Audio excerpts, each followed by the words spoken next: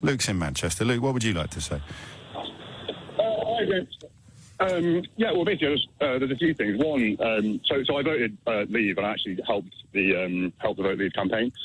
Like volunteering and whatnot. I just, the idea that people voted for something, for the country's future to either be better or worse, it's a misnomer. Like, people voted to leave the European Union. It wasn't up to vote on what terms we were going to leave. They weren't told there'd be 350 million quid a week for the NHS, or that we'd be able to do superior trade deals to the one that we currently have. Well, we'll be able to negotiate our own trade deals. That's the sort of the point that's salient. But why is that salient if they're going to be worse than the ones we're already in? Well, there's no guarantee that they will be worse. So you give me an example of a market. It's a leap into the uncertain future. It definitely is. Is that how you campaigned when you were out volunteering? Did you knock on doors and say it's a leap into the uncertain future? Well, we were giving official sort of guidelines on what to say, and I didn't necessarily agree with. Well, no, let me rephrase that. I completely disagree with how it was campaigned on, like as you say, the money for the NHS. So can you answer my question now? Did you tell people when you were campaigning that they were taking a leap into an uncertain future that could conceivably be worse than what they currently had? Well, yeah. I mean, because when people ask, yeah. Yeah, of course you did. Well, I mean, I'm telling you something. No, that's absolutely true. I mean, I think most people had experience of canvassers telling them that this is an utterly blind leap into the unknown, and that's why we should all do it. Well, it's not about that, though, is it? You just said it was. No. Yes. Sorry. What I'm saying is that, of course, leaving the European Union is a leap into the unknown. Everyone surely knew that because we've been... How would they know that? We were told that the trade deal would be the easiest in human history. We were told that we would be able to dictate the terms to our own economic interests. We were told that the German car industry would never go along with any change to the current tariff structure. We were told... Remind me what side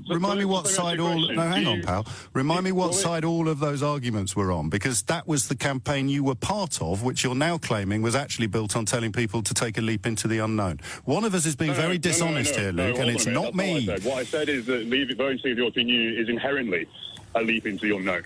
Everyone should have known that. Everyone should do their own research. So why did we have campaigns then that you joined? Because I'm morally opposed to the European Union, and it's you're morally opposed to the European Union.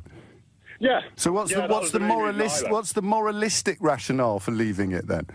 Well, basically, I don't agree. Well, so essentially, I believe in free trade, and that's not morals, mate. Basically and essentially sound like words people speak when they're struggling to come up with anything substantive. What's the moral objection to the European Union? Hold on a minute. Here we go. Hold on a minute. Just answer the question. Just listen to my opinion. No, I'm not listening to your opinion. I'm listening to your moral justification for opposing European Union membership. Why is it immoral? Okay, so one of the big pushes that the official Vote Leave campaign always made at events and whatnot was the damage done by the German coffee industry to the Ethiopian and Kenyan coffee industry. That's not true, though, is it? Because we've got everything but arms legislations that lets the poorest countries in the world sell into the European Union without any tariffs at all. No, but it's about... oh, God, see, this is it. It's a few years ago. It's about the... Oh, God, it was a few years ago, but it's all I've got live on national radio. There are different tariff terms for whether or not goods are processed or not. Yeah. And Germany has a very large coffee processing industry. Right. And they essentially blocked the development, the sort of further... How did they do that, Luke? Well, no, by the trade deals they imposed on... How did they block the development of coffee processing plants in Kenya? Because if you say to an industry, if you develop your industry further to make yourselves have a better product, you won't be able to sell that product. When did they do that? What, do you want a specific date? Yes. What are you talking of course about? I do. I want evidence. I want evidence to back up what you're saying, Luke. It's weird. I'm funny like that. You can't just come on the radio and say stuff. You can look it up for yourself. Oh, can look up evidence of Germany telling Kenya not to open any coffee processing plants. Yeah. Okay, mate. Let's do it now. What do you mean? Let's do it now. Listen, anyway, the point is, it's about, if people want, so basically, leaving the European Union was, for the majority of people, it was about having a sovereign parliament. And I think we've already got one. We had one all along.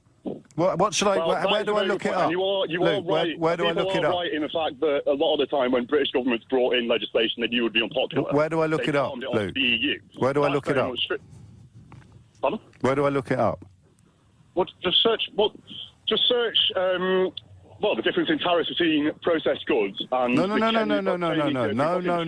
I'm looking for the instruction from Germany to Kenya not to open coffee processing plants. Come on, you're being facetious now. You can't even say there's it. a difference. Mate, you're on national radio telling me to look something up. I'm asking you where I find it, and you say I'm being facetious for looking. No, I'm saying you're being facetious. Yeah, can't talk. Luke, mate, have a great weekend. Seriously, put your teeth back in next time you ring.